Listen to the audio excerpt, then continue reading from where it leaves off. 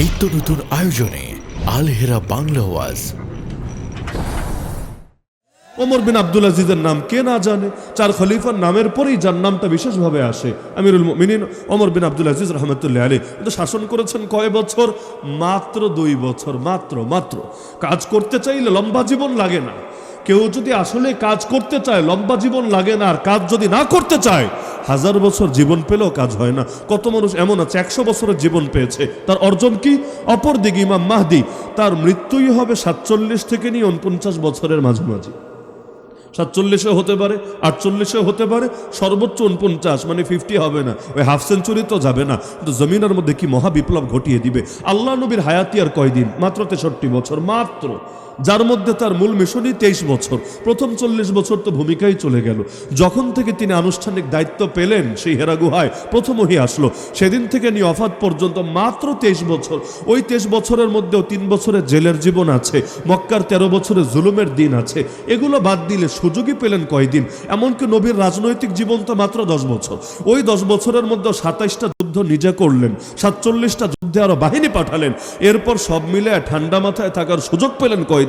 কিন্তু আলহামদুলিল্লাহ এমন এক বিপ্লব ঘটিয়ে গেলেন, এমন এক আদর্শ রেখে দিয়ে গেলেন, কিয়ামত পর্যন্ত সমস্ত মানুষ যদি এখান থেকে শিক্ষা নিতেই থাকে, ওদের জীবন ফুরাবে তাও শিক্ষা নিয়ে, নূর নিয়ে, আলো নিয়ে, আদর্শ নিয়ে শেষ করতে পারবে না। এমনকি শুধু আল্লাহ নবীরই ছিল 63 বছর তা না। আবু বকর রাদিয়াল্লাহু আনহু যখন ইন্তেকাল হয় তখনও তার বয়স 63। ওমর রাদিয়াল্লাহু আনহুকে বাদ দিয়ে বাকি আরো যে 2জন খলিফা তারা যখন শহীদ হন তাদেরও বয়স 63। এমনকি আম্মা জান আয়েশা রাদিয়াল্লাহু আনহার যখন ওয়াফাত হয় তখনও তার বয়স 63। ইমাম নববী রাহমাতুল্লাহি আলাইহি এগুলো উল্লেখ করে বলেন, আল্লাহ যে কি রেখেছেন 63-র ভেতরে আল্লাহই ভালো জানেন। তবে তিনি একটা সিদ্ধান্তে উপনীত হয়েছেন যে কামেল জীবন 63 বছর হলেই চলে। কামেল জীবন, পূর্ণাঙ্গ জীবন, কাজ করার জীবন 63 বছর হলেই চলে, এর চাইতে বেশি লাগে না। যদি রাখতো আল্লাহ তাদেরকে আরো বেশি হায়াত দিতেন, কারণ আমার আল্লাহর ভান্ডারে তো কোনো কমতি নাই। আপনি ইতিহাস ঘাটলে দেখবেন অধিকাংশ বড় বড় মানুষ তারা হয়তো খুব বেশি দিন কাজ করার সুযোগ পান নাই, কিন্তু অল্প দিনই এমন কাজ করেছেন আলহামদুলিল্লাহ, ইতিহাসে তাদের নাম আজও স্মরণের অক্ষরে লেখা থাকে। তাহলে দেখা যাচ্ছে যে ইমাম মাহদি তিনি আসবেন, দুনিয়াতে থাকবেনই কয়দিন, কিন্তু আলহামদুলিল্লাহ এমন এক ইনসাফ কায়েম করবেন, হাদিসের মধ্যে আছে জমিনে যদি ইনসাফ হয় আল্লাহ কিন্তু বরকতের সব কয়টা দরজা খুলে দেয়, হাদিসে আছে। ইমাম মাহদি যখন ইনসাফ কায়েম করবেন, আসমান তার রহমতের কোনো ফোঁটা বাকি রাখবে না, সব ফোঁটা জমিনে ঝরাবে। ফসল, জমিন তার কোনো বরকতি ফসল বাকি রাখবে না, সব উগলে দিবে। এমনকি তিনি সম্পদ বন্টন করবেন 2 হাতে মানুষের মাঝে, সাম্যের সাথে, কোনো বৈষম্য করবেন না সকলের ভেতরে। এমনকি আল্লাহ এত বরকত দিবেন, যুদ্ধ করতে যাবেন সেখানেও পর্যন্ত কনস্টান্টিনোপল, তৎকালীন সময় ইউরোপের রাজধানী হবে, যুদ্ধেও তার তীর তরবারি চালানো লাগবে না, বরঞ্চ তিনি যাবেন বিশাল এক বাহিনী নিয়ে, গিয়ে খেলে তাকবীর দিবেন। তাকবীর কেমন বাহিনী? হাদিসের মধ্যেই আছে, এমন এক বাহিনী যেখানে 70টা অংশ থাকবে, 70টা ঝান্ডা থাকবে, প্রত্যেক ঝান্ডার অধীনে 12,000 করে মর্দে মুজাহিদ থাকবে।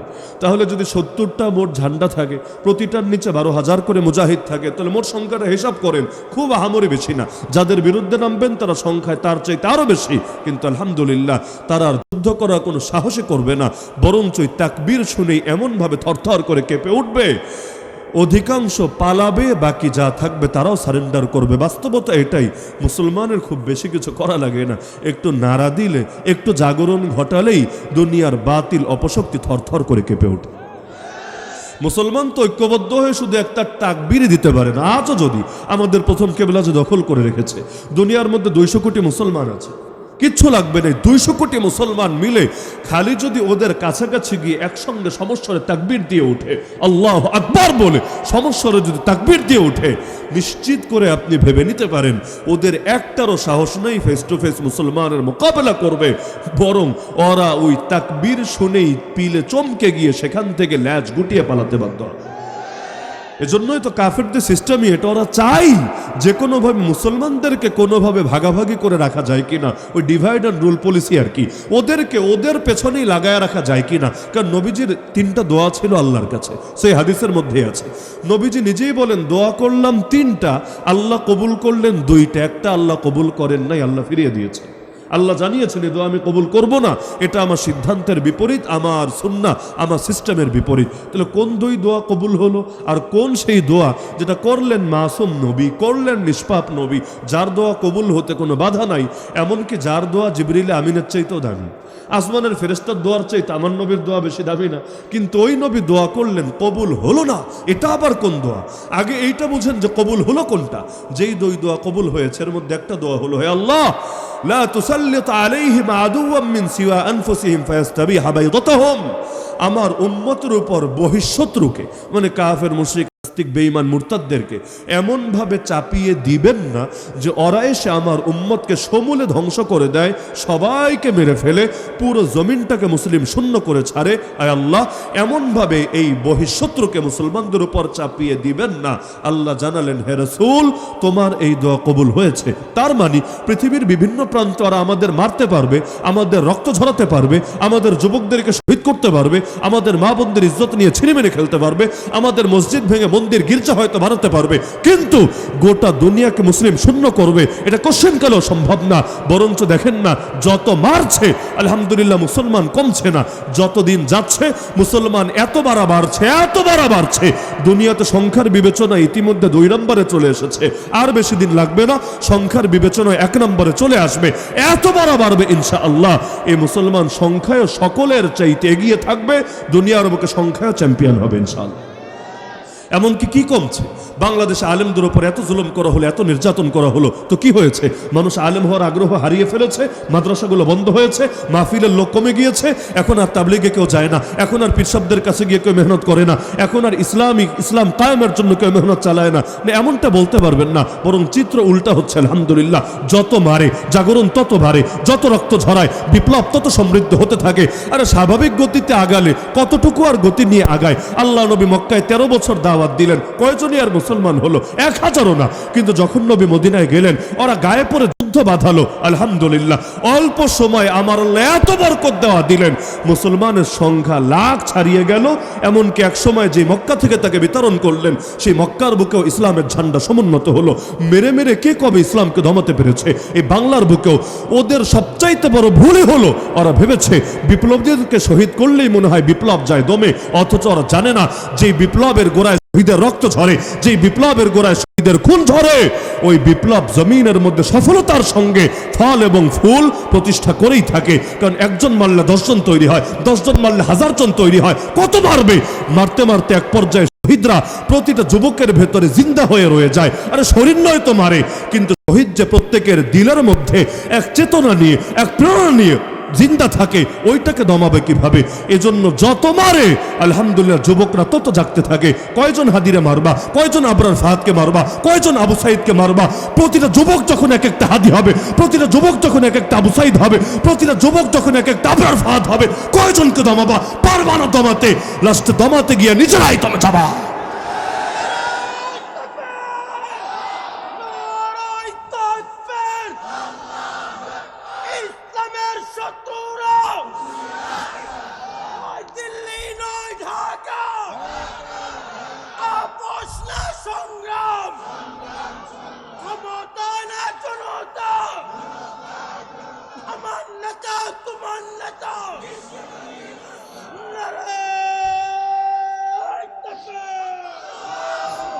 তো এজন্য আখিরুজ জামানকে সামনে রাখলে মাথার মধ্যে এই চেতনাটা সেট আপ করে নেওয়া দরকার যে যত দিন যাবে আমাদের উপর পরীক্ষাও দিনকে দিন বাড়তেই থাকবে। আল্লাহ নবী তার জামানে ভবিষ্যৎবাণী করেছেন, সাহাবীরা শোনো, ইন্না মিন ওয়ারাইকুম আইয়ামা সবর, তোমাদের পরে পৃথিবীতে আসতে যাচ্ছে সবরের জামানা। কখন বলছেন? যে সময় ইসলামের বিজয় হয়ে গিয়েছে, মুসলমানরা সুখে শান্তিতে থাকতে শুরু করেছে, আর কোনো হুমকি নাই, আর কোনো আতঙ্ক নাই, আলহামদুলিল্লাহ চতুর্দিক থেকে নিরাপত্তা তাদেরকে পেয়ে বসেছে। নবী ওই সময় বলছেন, ভেবো না চিরকাল এভাবেই চলবে, বরঞ্চ তোমাদের পরেই পৃথিবীতে সবরের জামানা আসতে যাচ্ছে। এমন সবর, আস-সাবিরু ফীহিন্না আলা দীনিহি কাল কাবিদি আলাল জামর, সেই সময়ে যারা নিজের দ্বীন এবং ঈমানের ব্যাপারে সবরের পরিচয় দেবে, তাদের উদাহরণ হবে ওই ব্যক্তির মতো যে নিজের হাতের মধ্যে জ্বলন্ত আগুন ধরে রেখেছে। হাতের মধ্যে জ্বলন্ত অঙ্গার ধরে রাখা খুব সহজ না? কয় মিনিট পারবেন ধরে রাখতে? দেখেন ট্রাই করে কয় মিনিট পারেন। তাহলে ওইটা যতটা জটিল, নবী বলেছেন যারা সততা নিয়ে বাঁচতে চাইবে, ইনসাফ নিয়ে বাঁচতে চাইবে, ন্যায় নিয়ে বাঁচতে চাইবে, দিন এবং শরিয়ত, ঈমান এবং আমল নিয়ে বাঁচতে চাইবে, তাদের উদাহরণ হবে ওই ব্যক্তির মতো যে নিজের হাতের মধ্যে জ্বলন্ত অঙ্গার ধরে রেখেছে। তবে সুসংবাদও আছে। সুসংবাদ হলো এই হাদিসের শেষেই নবী বলেন, লিল আমিলি ফিহিন্না মিসলু আজরি 50 রাজুলান মিনকুম।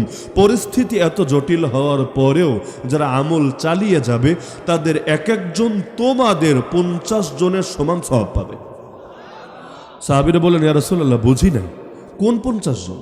ওই যুগের 50 জনের সমান সওয়াব একজন পাবে, আপনি কি এটা মিন করছেন? নবী বললেন, না রে পাগল, তোমরা আমার সামনে যারা আছো, তোমরা 50 জন আমল করলে যে সওয়াব পাবা, ওই যুগে যখন ঈমান রক্ষা করা, দ্বীনের উপর চলা, হাতে আগুন রাখার মতো জটিল হবে, ওই সময়ও যারা আমল করবে তাদের এক একজনকে আল্লাহ তোমাদের 50 জনের সমপরিমাণ সওয়াব দান করবে। বলবেন কেন? সাহাবীদের এত মর্যাদা, তারপর আমরা আমল এত সব পেয়ে যাব কেন? কারণ হাদিসের মধ্যে আছে, ইন্না ইজামাল জাযাই মা ইজামিল বালা। পরীক্ষা যত বড় হয় পুরস্কারও তত বড় হয়, পরীক্ষা যত ছোট হয় পুরস্কারও তত ছোট হয়। তো এজন্য আল্লাহ যখন পরীক্ষা দিবেন বড়, প্রতিদানও দিবেন বড়। কিন্তু এটা তো নিশ্চিত, দুর্দিনে কিন্তু টিকে থাকাটা বড় দায় হয়ে যায়, তাই না? সুদিনে তো লোকের অভাব পড়ে না। আমরা এমন লোকও দেখেছি যখন মন্ত্রী ছিল, এই দেশের কথাই, এক একজন মন্ত্রীর পেছনে কি হারে মানুষ ঘোরে, কি পরিমাণ তাকে সদা সর্বদা সকলে ঘিরে রাখে, সব সময় লোক আর লোক আর লোক।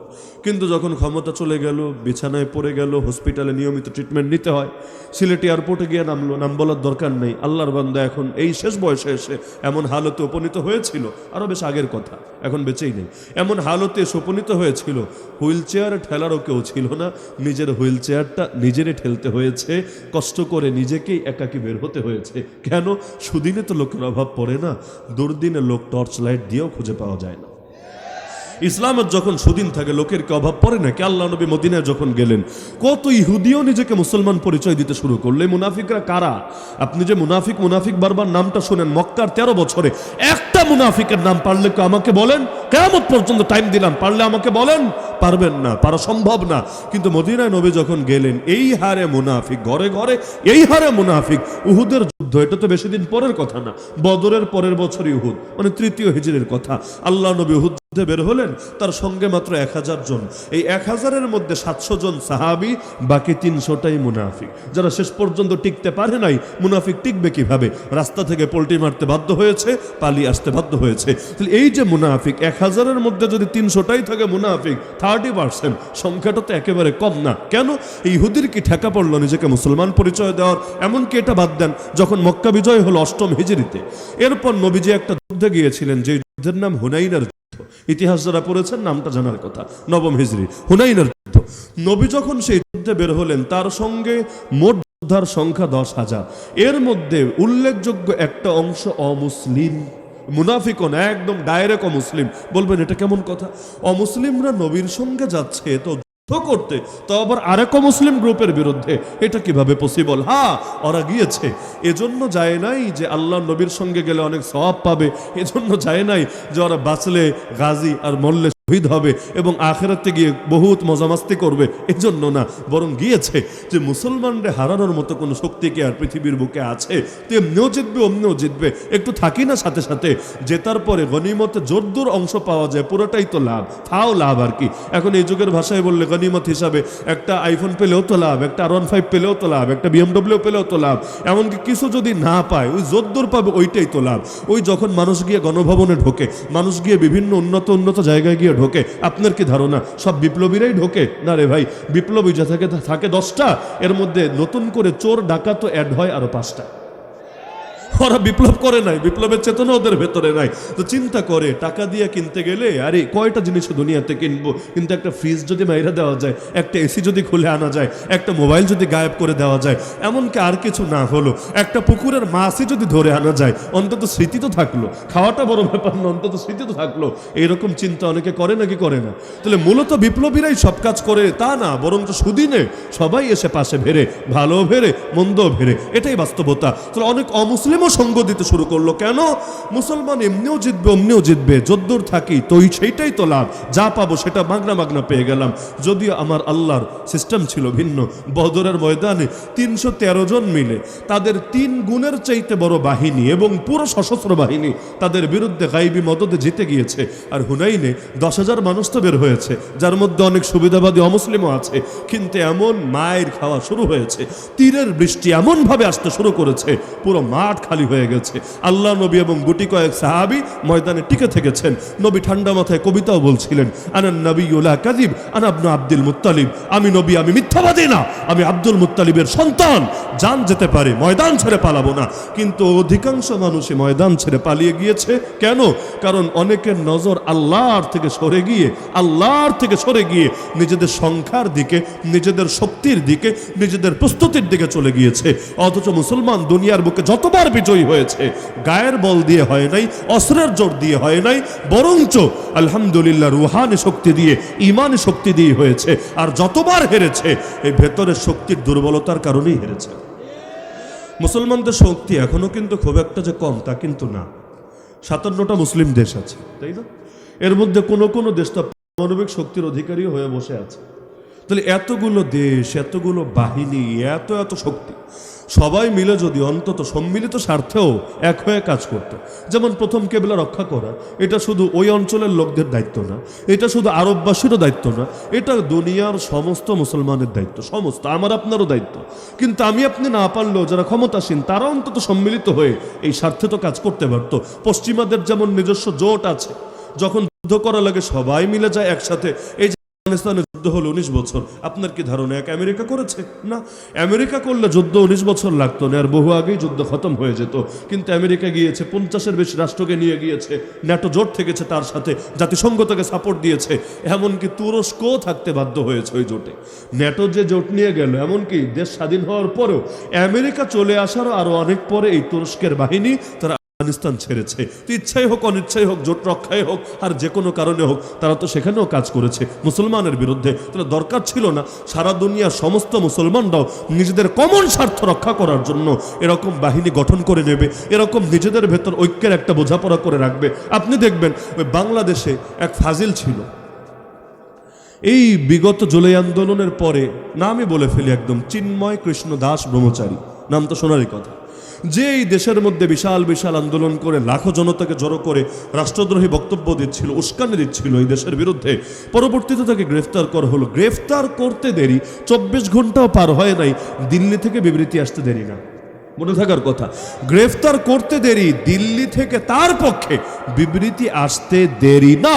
এমনকি এই দেশে তার ধর্মের লোকেরাও সবাই বিবৃতি দিয়ে সারে নাই, তার আগে ওপার থেকে বিবৃতি চলে এসেছে।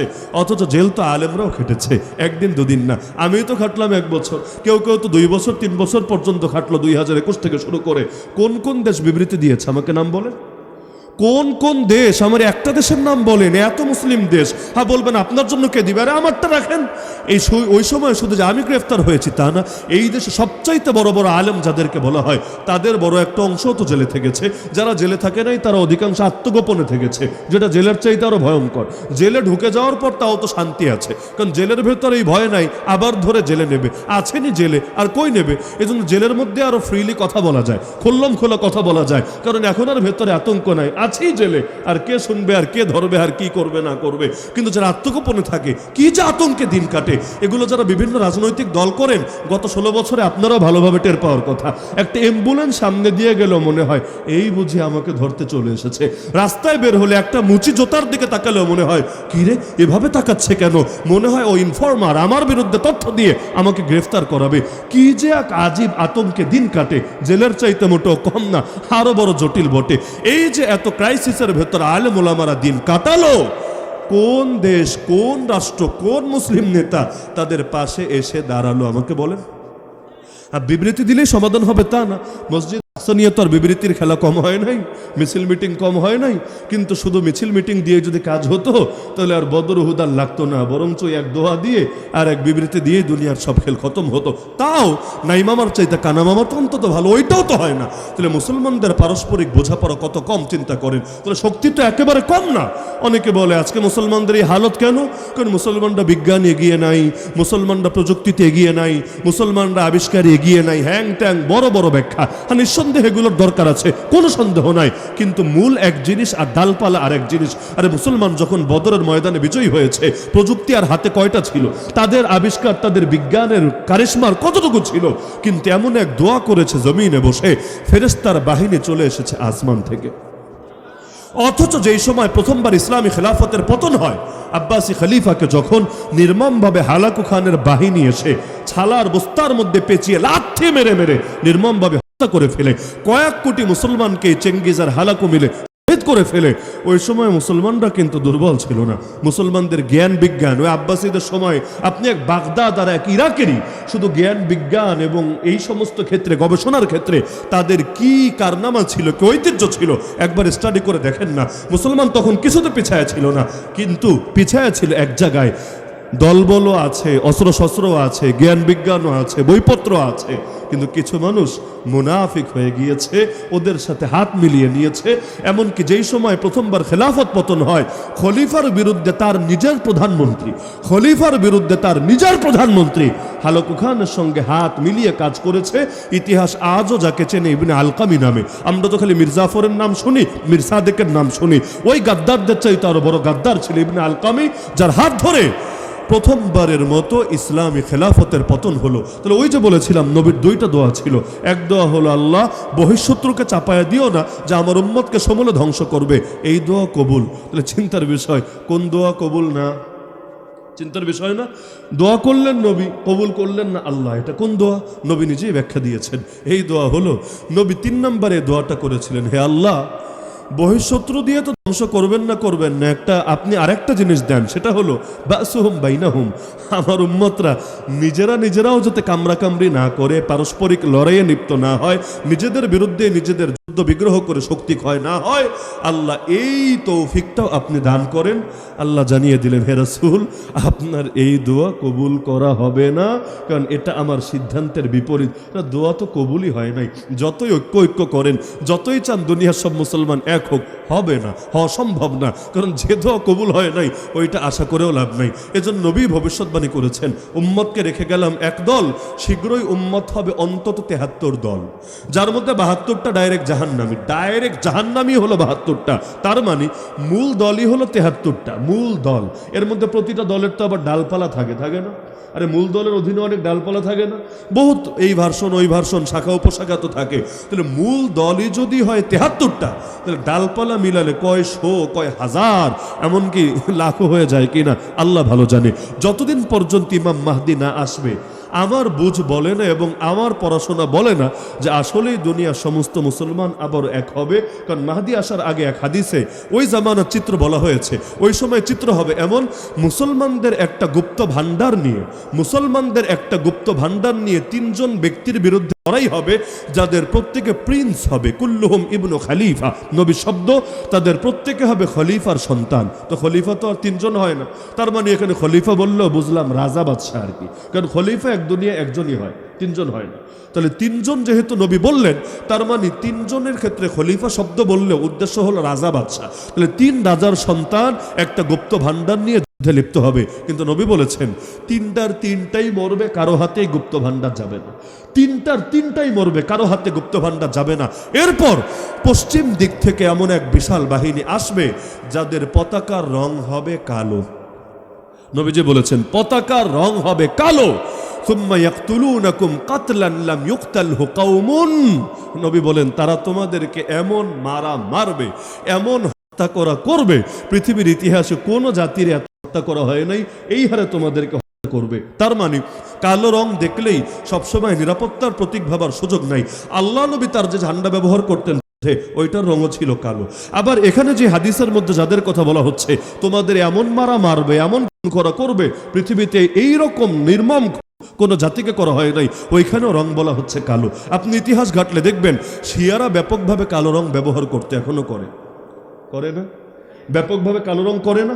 আবার এই কালো রং নিয়ে, কালো পোশাক নিয়ে, কালো পতাকা নিয়ে তারা বহু সুন্নি মুসলমানকে নির্মমভাবে শহীদ করে নাকি করে না? তাহলে ওই জাতি কোন জাতি হবে আল্লাহ ভালো জানে, আন্দাজি বলার দরকার নেই। আর শিয়া হবে, আর রাফিজি হবে, যা মনে চায় তা হোক গিয়া। যেটা আল্লাহ স্পষ্ট রেখেছেন, নবী অস্পষ্ট রেখেছেন, সেটা নিজের থেকে ব্যাখ্যা করা আরেক বল দামি। অস্পষ্ট জিনিস অস্পষ্টই থাক, যখন সামনে আসবে দেখা যাবে ইনশাআল্লাহ। কিন্তু ওই কালো বাহিনী গিয়ে যখন মুসলমানদের গণহারে করবে, এরপর নবী বলেন এমন একজন খলিফা আসবেন যিনি হবেন মাহদি, তিনি পৃথিবীর বুকে আবার ইনসাফ কায়েম করবেন। তোমরা যদি তার যুগ পেয়ে যাও, হাদিসের শেষ কথা, ফাবাইউহু আলা হাবওয়ান আলা থালজ, বরফের পাহাড়ের উপর, মানে ঠান্ডায় যেই সমস্ত দেশে বরফ হয়ে যায়, ওই বরফের পাহাড়ের উপর হামাগুড়ি দিয়ে, মানে হাঁটতে পারছো না, ওই হামাগুড়ি দিয়ে হলেও তার সঙ্গে গিয়ে দেখা করবা এবং তার হাতে হাত রেখে বায়াত করে ঐক্যবদ্ধ হয়ে যাবে। তাহলে ইমাম মাহদি আসলে মুসলমান ঐক্যবদ্ধ হবে, এটা প্রমাণিত। এমনকি তার জামানায় তো নবী ঈসা আলাইহিস সালাম নেমে আসবেন আসমান থেকে। ঈসা আলাইহিস সালাম জিন্দা না মুর্দা? সব নবী তো জিন্দা, নিজ নিজ কবরে জিন্দা, কিন্তু ঈসা আলাইহিস সালাম তো কবরেও না, কারণ এখনো তার কাছে ওয়াফাতি আসে নাই, কারণ মিশন বাকি আছে। মিশন যতদিন বাকি থাকে ততদিন কারো মরণ হয় না। আল্লাহ যদি আপনার কপালেও লিখে রাখে, আপনার কপালে, যে আপনার হাত ধরে এদেশের আকাশেও একদিন কালেমার পতাকা পথ করে উঠবে, এরপর যদি র চায়, মোসাদ চায়, সিআইএ চায়, পৃথিবীর সব এজেন্সি চায়, এমনকি সব রাষ্ট্র চায়, সব সরকার চায়, যে কোনোভাবে আপনাকে করবে, আপনাকে মেরে ফেলবে, আপনি নিশ্চিত থাকতে পারেন পৃথিবীর সবাই মিলেও চেষ্টা করে পারবে না আপনাকে মারতে। মিশন আল্লাহ আপনার কপালে যেটা লিখে রেখেছে সেটা সম্পূর্ণ হবে, এরপর আজরাইল আপনার কাছে আসবে। এজন্য আমার নবীকে খাবারে বিষ খাওয়ানো হয়েছিল 7ম হিজরিতে, খায়বার যুদ্ধের পরে। এক ইহুদি মহিলা দাওয়াত দিলেন নবীকে এবং তার সাহাবীদেরকে। নবীর উদারতা দেখেন, আল্লাহ নবীর সরলতা দেখেন, আল্লাহ নবীর আস্থার অবস্থা দেখেন। যুদ্ধই হয়েছিল ইহুদিদের বিরুদ্ধে, আবার দাওয়াতও দিল যে সেও এক ইহুদি মহিলা, কিন্তু আল্লাহ নবী তার দাওয়াত কবুল করলেন। অমুসলিমের ঘরে খাওয়া কিন্তু নিষেধ না, অমুসলিমের ঘরে খাওয়া নিষেধ না, তবে 2টা শর্ত আছে। এক শর্ত হলো যাতে নাপাক এখানে জড়িত না থাকে। অনেকে ওই গরুর মুট্টুতে সেই বিভিন্ন বরকতের নিয়াতে মিলায়, এমন যাতে না হয়, পবিত্রতা থাকে। আর তাদের জবাই করা কোনো গোশত যাতে না হয়, কারণ অমুসলিম যদি জবাই করে তো আর বিসমিল্লাহ আল্লাহু আকবার বলে করবে না, আল্লাহর নাম নিয়ে করবে না, এজন্য খাওয়া যাবে না। বাকি খাবার যদি বৈধ হয়, পাক পবিত্র হয়, ওদেরটাও খাওয়া যাবে। আল্লাহ নবী গেলেন, আল্লাহ নবী সাল্লাল্লাহু আলাইহি সাল্লাম খেতে বসলেন, তার খাবারের মধ্যে বিষ মিশিয়ে দিল। একজন সাহাবী তো মুখেই দিল, সঙ্গে সঙ্গে শহীদ হয়ে গেল। আল্লাহ নবীও মুখে দিয়েছিলেন কিন্তু আর গেলেন নাই, কিন্তু মুখের সাথে মিশ্রিত হয়ে গিয়েছে। আল্লাহ নবী এবার সব সাহাবীদেরকে বলেন, থামো তোমরা, কারণ সবাই তো রেডি, একসঙ্গেই বসেছে, একসাথে খেতে বসেছে, সবাই রেডি খাবে, একজন তো খেয়ে ফেলেছে, বাকিরাও মুখের কাছে আনবে। নবী বলেন, থামো তোমরা, খেও না। এই ছাগলের গোশত নিজে আমাকে সাক্ষ্য দিয়েছে, ওর সঙ্গে বিষ মিশিয়ে রাখা হয়েছে। আপনি বলবেন ছাগলের গোশত সাক্ষ্য দিল, ভালো কথা, তা আল্লাহ নবী মুখে দেওয়ার আগে সাক্ষ্য দিলেই তো পারতো, 2-3 সেকেন্ড আগে দিলেই তো কাজ হয়ে যেত। আল্লাহ নবী মুখে দেওয়ার পর কেন বললেন? কারণ আল্লাহ নবী নিজেই আল্লাহর কাছে মৃত্যুর দোয়া করতেন। নবীর দোয়াই ছিল এটা, আয় আল্লাহ আপনার রাস্তায় বারবার ধর তৌফিক দেন, একবার না বারবার বারবার ধর তৌফিক দেন। লাওয়াদিতু আন্নী উক্তালু ফি সাবিলিল্লাহ সুম্মা হিয়া সুম্মা উক্তাল সুম্মা হিয়া সুম্মা উক্তাল সুম্মা হিয়া সুম্মা উক্তাল। তো নবী দোয়া করবেন, আল্লাহ কবুল করবেন না, এটা হয় কিভাবে? এজন্য বিষ মিশে গেল নবীর শরীরের ভিতরে, বিষ চলে গেছে। কিন্তু মিশন যেহেতু এখনো পরিপূর্ণ হয় নাই, এখনো 30 পারা কোরআন নাজিল হয়ে সারে নাই, এখনো ইসলামের অনেক বিধান বাকি আছে, বিধানগুলো শেষ হয় নাই। এজন্য বিষ ঠিকই ঢুকেছে, কিন্তু আমার আল্লাহ বিষকে বলে দিলেন, বিষ তুই থেমে যা, নিজের প্রভাব বিস্তার করিস না, শরীরের মধ্যেই থাক, বের হওয়া লাগবে না, শরীরেই থাক। কিন্তু মিশন যখন পুরা হবে আমি আদেশ দিব তোকে, এরপর বাকি কাজ হবে। আমার আল্লাহ আগুনকে যদি বলে দেন, আগুনেরও কিচ্ছু করার থাকে না। কুলনা ইয়া নারু কুনি বারদাম ওয়া সালামান আলা ইব্রাহিম। আমার আল্লাহ যদি ছুরিকে বলে দেন, ছুরিরও কিচ্ছু করার থাকে না। এত ধারালো ছুরি ইসমাইলের গলা কাটতে পারে না। আমার আল্লাহ যদি মাছকে বলে দেন, মাছ, আর এই সমুদ্রের মাছ 40 দিন পেটে রেখেও ইউনুস আলাইহিস সালামকে গিলতে পারে না।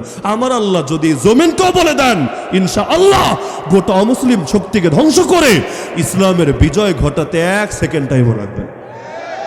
সব তো আমার আল্লাহর হাতে, আল্লাহ তো জাস্ট পরীক্ষা নিচ্ছে। না হলে এমন না জগতের সবকিছু আল্লাহ নিয়ন্ত্রণের বাইরে চলে গিয়েছে, সব নিয়ন্ত্রণে আছে, জাস্ট পরীক্ষা করছে। পরীক্ষা যখন আল্লাহ চাইবেন আদেশ আসতে দেরি, বাস্তবায়ন হতে দেরি না। তাহলে বিষ খেলেন 7ম হিজরিতে, ওই বিষের প্রভাব জাহের হলো 11 হিজরির রবিউল আউয়াল মাসের 12 তারিখে। তাহলে কই 7 কই 11, মাঝখানে এত বিশাল টাইম।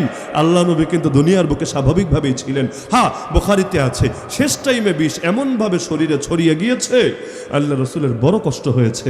এমনকি নবী নিজে বলেন যে আমার একটা গলার রগ পর্যন্ত ছিঁড়ে গিয়েছে এই বিষের প্রভাবে।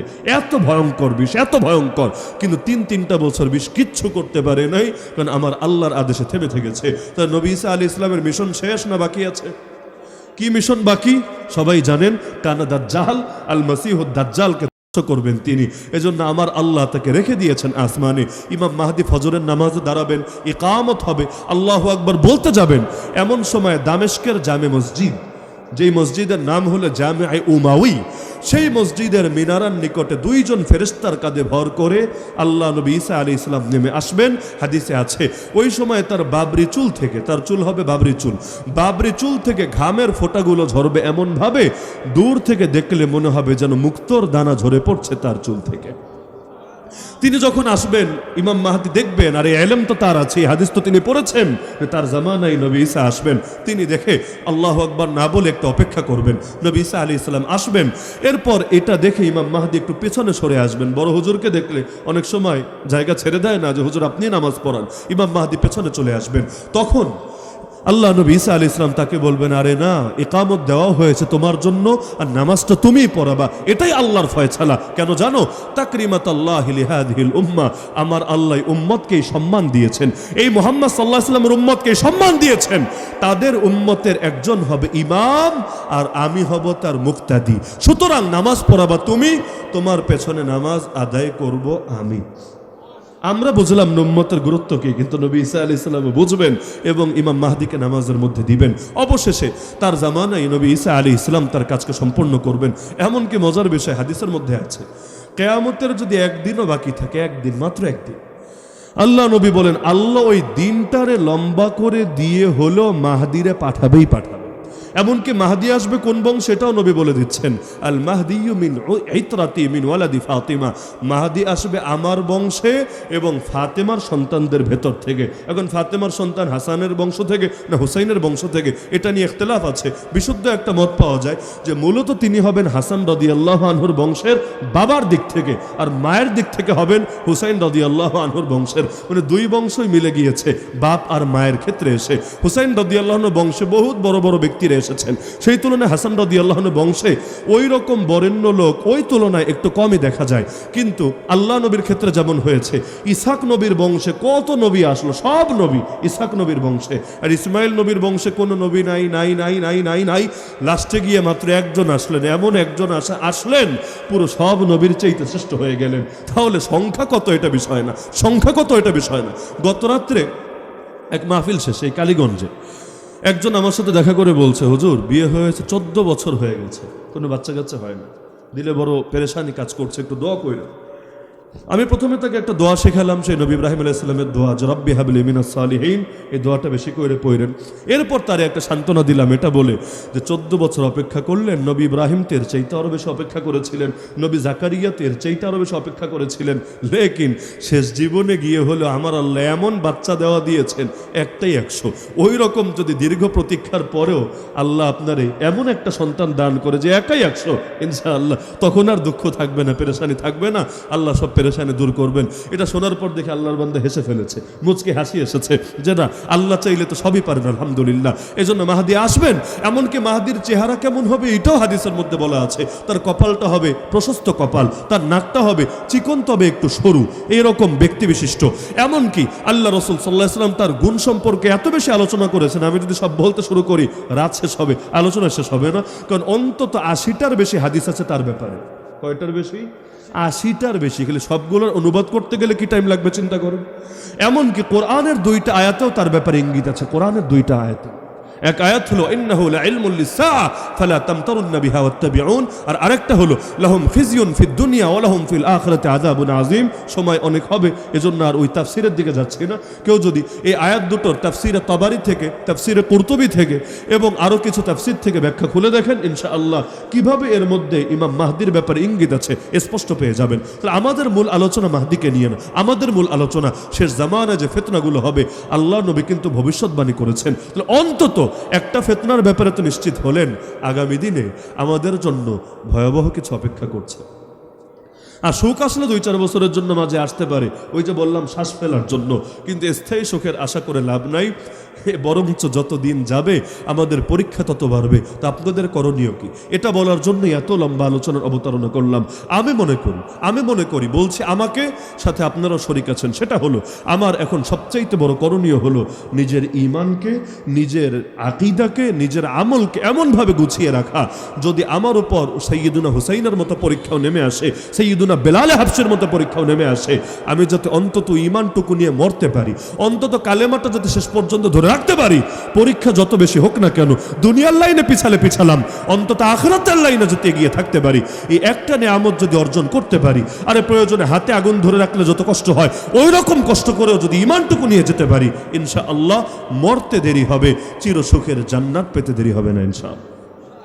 তাহলে শীতের রাত, খুব বেশি লম্বা আলোচনা করা উচিত না, তাও ইতিমধ্যে অনেক রাত হয়েছে, 1 ঘন্টার বেশি আলোচনা হয়ে গিয়েছে। তো সুতরাং আমি মনে করি শেষ জামানার ব্যাপারে একটা কথা বলি, সেটা হলো যতই ওয়াজ শোনেন, শেষ জামানার ফিতনাগুলো নিয়ে পড়াশোনার কোনো বিকল্প নাই।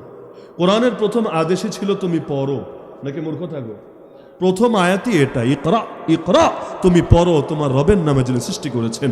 যেই কোরআন শুরুই হলো পড়ার আদেশ দিয়ে, ওই জাতি এখন কোরআনই পড়তে জানে না, বাকি পড়া রাখেন না, কোরআনটাই পারে না বিশুদ্ধ করে পড়তে। মানে শুরু হলো জ্ঞান দিয়ে, আর আমরা থাকলাম মূর্খ হয়ে। তাহলে সে জামানার ফিতনার ব্যাপারে সতর্ক হবেন কিভাবে? এই দাজ্জাল আসার সময় ঘনিয়ে এসেছে, এর একটা আলামতি হলো, নবী বলেছেন যখন দেখবা মানুষ দাজ্জালের আলোচনা বাদ দিয়েছে, বুঝবা দাজ্জাল আসতে বেশি দিন বাকি নাই, সে শীঘ্রই চলে আসবে। কারণ দাজ্জাল মানেই হলো ধোঁকাবাজ। আপনি যদি ওরা চিনেই ফেলেন, ধোঁকা দেবে কিভাবে? নির্বাচন আসলে অনেক ধোঁকাবাজ নেতা হয় কিভাবে? কারণ মানুষ আসলে বুঝতে পারে না, ওরে চিনতে পারে না, ওরে ঠাহর করতে পারে না যে কোনটা ওর বাহিরের রূপ, কোনটা ওর ভেতরের রূপ। কারণ মজার একটা কথা বলি, কারো কাছে কেমন লাগতে পারে, তাবলীগের চিল্লা বোঝেন? চিল্লা মানে ওই যে 40 দিন বিভিন্ন মসজিদে গিয়ে আল্লাহর রাস্তায় সময় কাটায়, সেটা। তাবলীগের চিল্লাও এই হারে মানুষকে আল্লাহওয়ালা বানাতে পারে না। একটা ইলেকশন যেই হারে মানুষরা আল্লাহওয়ালা বানায় ছাড়ে, কথাটা বুঝতে পারছেন? তাবলীগের চিল্লাও এই হারে মানুষকে আল্লাহওয়ালা বানাতে পারে না। একটা ইলেকশন আসলে যেই হারে হাসান বসরি, যেই হারে রাবেয়া বসরি, যেই হারে কনফার্ম জান্নাতি, যেই হারে এইমাত্র জান্নাত থেকে পালিয়ে আসা ব্যক্তি, মানে এই 2 মিনিট আগে জান্নাতেই ছিল, ফেরেশতারা হয়তো দেখে শুনে রেখেছে, কোনো এক ফাঁকে চান্স পেয়ে তালাটা খুলে জমিনে নেমে এসেছে। এই হারে লোক বাংলাদেশে কম দেখা যায় না, অনেক বেশি দেখা যায়। তো মানুষ বুঝতে পারে না, তারা চিনতে পারে না, তারা জানতে পারে না, যার কারণে বারবার ধোঁকা খেয়ে খালি বোকা হয়। এটাই তো সরল বাস্তবতা। তাহলে চিনতে পারলে কিন্তু ধোঁকা থেকে বাঁচা সহজ হয়ে যায়। এজন্য দাজ্জাল অনেক দেরিতে আসবে না, অনেক কাছে আসবে। এটা বুঝতে চাইলে খালি সমাজের দিকে তাকান, যে দাজ্জাল নিয়ে নবী কি পরিমাণ আলোচনা করতেন, সাহাবীরা কি পরিমাণ আলোচনা করতেন, আর আমাদের মধ্যে কি কম পরিমাণ আলোচনা হয়, ওইটা সামনে রাখলেই বুঝবেন বেশি দিন বাকি নাই। আমাদের জামানায় আল্লাহ চাইলে মাহদি চলে আসতে পারেন, আমাদের জামানায় নবী ঈসা চলে আসতে পারেন, আমাদের জামানায় দাজ্জাল চলে আসতে পারে। আর মাহদি আসলে তো আলহামদুলিল্লাহ, আল্লাহ আমাদের সুন্দর পরিবেশ দিবেন। কিন্তু দাজ্জাল আসলে তো আবার নাউজুবিল্লাহ, কারণ আসবেই তো। যখন আসবে এই হারে মানুষ তার দলে ভিড়বে, এই হারে মানুষ ঘরে গিয়ে নিজের মা, বোন, স্ত্রীকে পর্যন্ত রশি দিয়ে বেঁধে রাখবে পিলারের সাথে, যে পাচ্ছে না তারা গিয়ে আবার যোগ দেয় দাজ্জালের বাহিনীতে। এই গণহারে বাড়বে। সুতরাং আমার অনুরোধ থাকবে, আল্লাহর ওয়াস্তে হাত জোর করে অনুরোধ করি, বিশেষ করে যারা পড়ালেখা জানেন এবং বইপত্র পড়ার অভ্যাস আছে, আলেমদের থেকে পরামর্শ নিয়ে আপনার যোগ্যতার লেভেল অনুসারে প্রত্যেকে শেষ জামানার ফিতনা নিয়ে, শেষ জামানার গুলো নিয়ে, শেষ জামানার নবীর ভবিষ্যৎবাণীগুলো নিয়ে, কোরআন আর হাদিসে যা আছে অন্তত এতটুকু পড়াশোনা করবেন ইনশাআল্লাহ। নিয়ত আছে তো ইনশাআল্লাহ? আর যারা নিজেরা পড়তে জানেন না, তারাও কোনো আলেমের কাছে গিয়ে হোক অথবা যে কোনোভাবে তালিমের আয়োজন করে হোক শেখার চেষ্টা করবেন ইনশাআল্লাহ। কারণ নবী ফালতু শিক্ষা আমাদের দেন নাই, নবী যেটা দিয়েছেন কাজে লাগবে বলেই দিয়েছেন। যদি শিখে রাখেন আলহামদুলিল্লাহ, বড় বিপদ থেকে বাঁচতে পারবেন। আর যদি গাফেল থাকেন, ইমান নিয়ে মরতে পারবেন কেন ওইটাও সন্দেহ আছে। আল্লাহ আমাদের সবাইকে পাঠালেন তো শেষ জামানায় ইমানটুকু নিয়ে বাঁচার, ইমানটুকু নিয়ে মরার, আর কিয়ামতের দিন ইমানদারদের দলে শামিল থাকার তৌফিক দান করুন, আমিন। আমি স্টেজে ওঠার পরে মাইক নেওয়ার আগে এক হজরত আমাকে রিকোয়েস্ট করেছিলেন যে হুজুর একটু আমলের বয়ান করলে ভালো হয়। তা আমি ওনাকে একটু রাগত স্বরেই বললাম যে বয়ানের বিষয়কে মাইক হাতে নেওয়ার 2 সেকেন্ড আগে বলতে হয়, কারণ মাথার মধ্যে সেট থাকে একটা, এখন যদি আপনি চাপায়া দেন আরেকটা, তাহলে না আমি আমারটা দিল খুলে বলতে পারবো, না আপনারটা আমি ক্লিয়ার করতে পারবো। আমলের বয়ানের তো অভাব নেই, 1000বার করছি, কিন্তু মাথায় একটা সেট থাকলে ইনশাআল্লাহ এটা অনুপকারী হবে না। তো তিনি ইতিমধ্যে নাই আমার কাছে, কিন্তু আমি আশা রাখি তিনি নাখোশ হবেন না। আমি জানি না এটা কর্তৃপক্ষের সিদ্ধান্তই ছিল না তার একার ব্যক্তিগত রায় ছিল, কারণ আমি বিকালেই খোঁজ নিয়েছিলাম যে নির্ধারিত বিষয় আছে কিনা। আমাকে বললো না, মন খোলা আলোচনা করতে পারেন। ওই সময় আল্লাহ মাথায় ঢেলে দিলেন যে শেষ জামানায় যেহেতু আছি, শেষ জামানার ফিতনা নিয়ে হালকা আলোচনা করি, কারো কাজে লাগলেও লাগতে পারে। তো 1 ঘন্টা তো আলোচনা হলো, আশা করি ক্ষতি হয়নি আপনাদের। তো যাক আলহামদুলিল্লাহ, যদি উপকারী কিছু কথাও থেকে থাকে আল্লাহ রাব্বুল আলামিন জিন্দেগিতে বাস্তবায়ন করার তৌফিক দান করুন।